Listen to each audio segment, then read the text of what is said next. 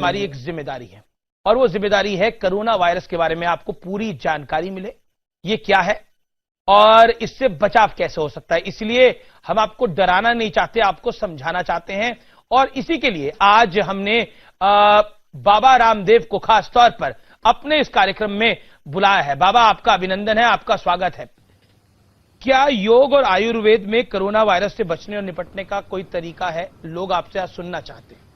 माननीय प्रधानमंत्री जी ने, राष्ट्रपति जी ने और देश के सभी जिम्मेदार नागरिकों ने, चैनलों ने, डॉक्टर्स ने, सब ने कहा है कि भाई प्रिकॉशन तो लेना ही है। खास करके जो विदेश यात्राओं से लौटे हैं लोग, चाहे उनमें अभी कोई लक्षण नहीं दिखाई दे रहे तो भी, क्योंकि 5-7 दिन 10 दिन बाद भी लक्षण उभर सकते हैं, तो जो कम से कम विदेशों यात्राओं से लौटे हैं और उनके संपर्क में जो भी परिजन हैं या वो स्वयं भी ऐसे भीड़ भाड़ के एरियो में न जाए। आखिर कोरोना से होता क्या है? एक तो सबसे बड़ा असर रेस्पिरेटरी सिस्टम पर होता है, उसके बाद फीवर होता है, उसके बाद हमारे जो ऑर्गन्स है उसके ऊपर उसका असर पड़ता है और यदि आदमी की इम्यूनिटी वीक है तो आदमी मर जाता है। पहली बात तो किसी भी वायरस से हमारा शरीर लड़ता है और शरीर में लड़ने के लिए इम्यूनिटी स्ट्रांग होनी चाहिए और इम्यूनिटी को स्ट्रांग करने के लिए कोई इंस्टेंट उपाय है तो एक तो प्राणायाम है। प्राण शक्ति हमारी सबल होगी और मैंने इसका साइंटिफिक एक्सपेरिमेंट किया है आमिश भाई। मैं लैब के अंदर बैठा और मैंने जैसे ही प्राणायाम किया, प्राणायाम करने के पहले और प्राणायाम करने के बाद मैंने अपना ब्लड टेस्ट किया। हमारी डॉक्टर सरलेट एलिस है, उन्होंने जब मेरे ब्लड रिपोर्ट देखे दूसरे दिन तो मेरे से बोला, ये तो मैंने पहली बार अपनी लाइफ में देखा है, 40 सालों से मैं रिसर्च कर रही हूं योग में, कि योग करने के बाद हमारे WBC बढ़ गए। ये तो इसका मतलब इंस्टेंट हमारी इम्यूनिटी बूस्ट होती है। तो जो भी कोरोना से बचना चाहते हैं या कोरोना होने के बाद उससे लड़कर के उससे जीतना चाहते हैं, उसको हराना चाहते हैं, तो उनको एक तो डीप ब्रीदिंग,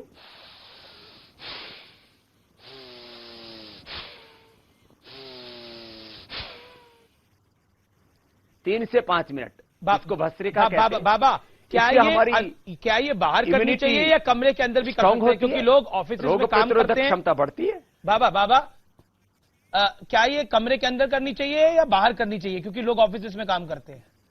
कहीं पर भी कर सकते हैं जी। ये कमरे में कर सकते हैं, ऑफिस में कर सकते हैं, कहीं पर भी कर सकते हैं। बस जहां फ्लाइट शादी में होते हैं या एयरपोर्ट शादी में होते हैं तो क्योंकि वहां वायरस की संभावना ज्यादा है, वहां ना करें। जी। तो घर में करे, घर के बाहर करे, आंगन में करे, पार्क में करे, कोई दिक्कत नहीं है। और कोरोना कोई ऐसे हवा में उड़ करके कोई आंधी और तूफान की तरह नहीं होता है कि कहीं से हवा का झोंका आया, जैसे पराली जलती है हरियाणा पंजाब में और दिल्ली तक पहुंच जाती है, ऐसे इसका कोरोना का वायरस कहीं उड़ करके दूसरे देशों से भारत में आने वाला नहीं है। ये मनुष्यों के संपर्क से ही होगा या कुछ जो है मांसाहार से होने की संभावना, उसको अवॉइड करें। वैसे भी जितने भी फास्ट फूड है, जंक फूड है, इसको अवॉइड करना और मांसाहार को अवॉइड करेंगे तो और कुछ जीवों की रक्षा होगी, अच्छी बात है। तो ये 3 से 5 मिनट डीप ब्रीदिंग चाहे कमरे के अंदर करें या बाहर करें। और यदि जैसे मेरे पीछे आप देख रहे हैं मैं हवन करके यहां पर बैठा हूं, तो अपने घर में यदि गुग्गुल से, गाय के घी से, पवित्र औषधियों से यदि हवन करते हैं उससे और वातावरण शुद्ध हो जाता है। नहीं तो घी का दीपक तो जला ही सकते अपने घर में। तो पहला डीप ब्रीदिंग भस्त्रिका, दूसरा कपालभाति। भस्त्रिका में ब्रेथ को इनहेल और एक्सहेल करने में दोनों में बराबर फोर्स लग रहा था। कपालभाति में एक्सहेल करने में पूरा फोर्स लग रहा है। इससे हमारे पूरे इंटरनल ऑर्गन स्ट्रांग होते हैं, उनकी इम्यूनिटी स्ट्रांग होती है। और तीसरा है अनुलोम विलोम। ये 3 तो सबको करने चाहिए, ऑल्टरनेटिव ब्रीथिंग।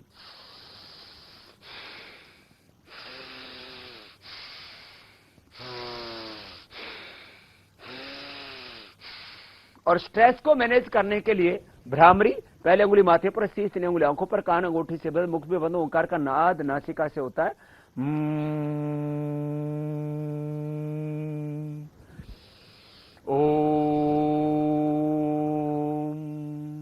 कम से कम 3 से 5 प्राणायाम सबको करने चाहिए। जिनको हो चुका है उनको रोग मुक्त होने के लिए, जिनको नहीं हुआ है उनको प्रिकॉशन लेने के लिए, प्रिवेंशन के लिए बहुत जरूरी है अपनी इम्यूनिटी को स्ट्रांग करना।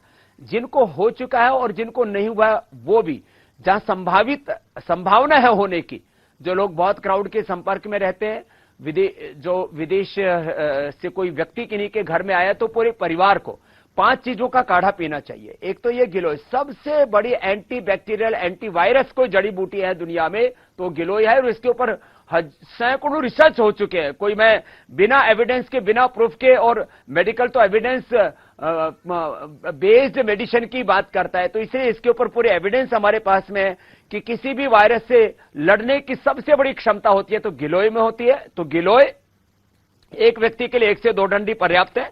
पूरी फैमिली को हो तो ऐसे 3 से 5 डंडी, 4-5 डंडी ऐसे ले ली, 1 किलो पानी में पकाया, इसमें साथ में तुलसी पत्र डाल दे। एक व्यक्ति के लिए 5-7 तुलसी के पत्र पर्याप्त है, 2-3 काली मिर्च, एक छोटा सा टुकड़ा ऐसे ये अदरक का, और एक छोटा सा टुकड़ा ये हल्दी मेरे सामने आप देख रहे हैं, हमने तो यह लगाई हुई, आजकल ताजी भी लोग लगा लेते, ताजी नहीं मिलती है तो 1-2 ग्राम हल्दी, 1-2 ग्राम अदरक या सोंठ, 2-3 काली मिर्च और 5-7 तुलसी के पत्ते एक व्यक्ति के लिए ये पर्याप्त है। जिनको हो चुका है उनको तो दिन में 5-7 बार पिलाना पड़ेगा, थोड़ा थोड़ा करके पिलाते हैं। हमने चिकनगुनिया, डेंगू, स्वाइन फ्लू, इन सब रोगियों को इससे क्योर किया है। इसलिए किसी भी बैक्टीरिया पर, वायरस पर सबसे ज्यादा इफेक्ट गिलोय का होता है। उसके साथ में दूसरी सहयोगी चीजें, तो 3 से 5 बार होने के बाद पहले जो स्वस्थ है वो प्रिवेंशन के तौर पर मैं रोज आंवला एलोवेरा से उठते ही पीता हूं, रोज गिलोय पीता हूं। आज भी मैंने पी रखी है, सुबह मैं पी चुका हूं, शाम को भी ऐसे ही पी ली थी, क्योंकि वेदर चेंज हो रहा है तो इम्यूनिटी उससे बहुत अच्छी रहती है। तो सब लोग इसका इस्तेमाल करें। और जिनको जो है ये सैनिटाइज करने के लिए अपने आप को सैनिटाइजेशन नहीं मिलता है जिनको, तो अपने घरों में 1 किलो पानी के अंदर थोड़ा जो है नीम के पत्ते, थोड़ा उसके अंदर कपूर, थोड़ा उसके अंदर फिटकरी ये डाल करके, और थोड़ा तुलसी पत्र ये डाल करके उबाल लें। तो नीम के पत्ते 1 किलो पानी में हमने मुट्ठी भर नीम के पत्ते डाल दिए, उसमें 2-3 ग्राम कपूर डाल दिया, उसके अंदर जो है 4-5 ग्राम फिटकरी डाल दी, और उसमें थोड़ा सा हमने जो है तुलसी के पत्र डाल दिए। और वैसे एक बात बताता हूं, जरा बहुत गंभीर बात है अमीश जी, जो लोग विदेशी यात्रियों के संपर्क में हैं, भीड़ भड़ाके वाले एरिया में रहते हैं, जिनका एयरपोर्ट पर और तमाम जगहों पर अनजान लोगों के साथ संपर्क रहता है, ये उनके लिए ये सैनिटाइजेशन वाली बात है, उनके लिए ज्यादा प्रिकॉशन वाली बात है। जो गांव में रहते हैं, जहां कोई विदेशी नहीं आता है, जहां बाहर के लोगों का संपर्क ज्यादा नहीं होता है, उन लोगों को किसी भी तरह से भयभीत होने की आवश्यकता नहीं, क्योंकि अभी मार्च का महीना, अप्रैल आने वाला है, सर्दी जा रही है, गर्मी आ रही है, तो इस समय सर्दी, जुकाम, बुखार जनरली लोगों को हो जाता है। तो वो प्राणायाम करे, और जैसे मैंने बताया गिलोय पिए तो सर्दी, जुकाम, बुखार इससे अपने आप ठीक हो जाएगा। और वैसे भी जो इसके जो सिम्टम्स हैं, जो लक्षण हैं कोरोना के, उनसे भी आप इनसे मुक्ति पा लेते हैं इन औषधियों का प्रयोग करके। बाबा, क्योंकि आप सोशल मीडिया पे भी हैं और समय में आप पास अब थोड़ा कम है, तो कई लोग ये सवाल पूछ रहे हैं, बाबा समस्या बड़ी नहीं है लेकिन डर बहुत बड़ा है, तो कई बार डर हावी हो जाता है, उस डर को भगाने के लिए क्या करना चाहिए? हालांकि आप योग गुरु हैं, लेकिन ये अब आपसे सवाल पूछा जा रहा है।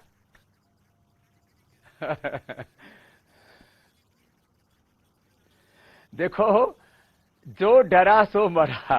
कुछ लोग तो जिसको थोड़ा सर्दी जुकाम बुखार हो गया, बोलो मुझे कहीं कोरोना तो नहीं हो गया, इसलिए मैंने बोला ये हवा से उड़ करके नहीं होता है, ये जिनको कोरोना हो चुका है उन्हीं के संसर्ग में आने पर नाक से, मुख से या आंख से इसका वायरस एंटर करता है। सोशल मीडिया पे अगला कोरोना हो चुका है उन्हीं से ये रोग होगा, कहीं हवा से उड़ करके या आने वाला नहीं। बाबा, एक सवाल बच्चों के लिए है, बड़े तो प्रिकॉशन ले लेंगे, बच्चे प्रिकॉशन नहीं ले पाते, उनके लिए क्या सलाह होगी? छोटा छोटा सा जवाब बाबा, क्योंकि सोशल मीडिया पे कई सारे सवाल हैं, मैं चाहता हूं कुछ आपसे ले लूं। देखिए, बच्चों को भी थोड़ा प्राणायाम करवाएं। उनके लिए हमने गिलोय का रस बना रखा है, 2 चम्मच गिलोय का रस थोड़ा हनी मिला करके पिला दे। छोटे बच्चों को 1 गोली गिलोय घनबटी, या बड़ों को 2-2 गोली सुबह शाम खिला दे, कोई दिक्कत नहीं होगी उनको भी, वो अपने आप को प्रोटेक्ट कर पाएंगे जी, और अपनी इम्यूनिटी को बढ़ा पाएंगे। और अपना सांस्कृतिक तरीका नमस्कार अपनाएं, हेलो अब ना करें, यानी हाथ ना मिलाएं, नमस्कार बेहतर है। बाबा, तो नमस्कार बेहतर है, शाकाहार बेहतर है, और जो है जी सात्विक आहार बेहतर है। शुक्रिया, शुक्रिया बाबा रामदेव, अपना कीमती समय न्यूज 18 नेटवर्क को देने के लिए, अपनी बात रखने के लिए, जनता को जागरूक करने के लिए। बाबा रामदेव योग के जरिए, अपनी बातों के जरिए जनता को जागरूक कर रहे हैं। ये वाकई बहुत बड़ा काम है। देश में ऐसा काम शायद ही कोई कर रहा है। बाबा रामदेव, आपका बहुत बहुत शुक्रिया, बहुत बहुत धन्यवाद। नमस्कार। आपने न्यूज 18 नेटवर्क से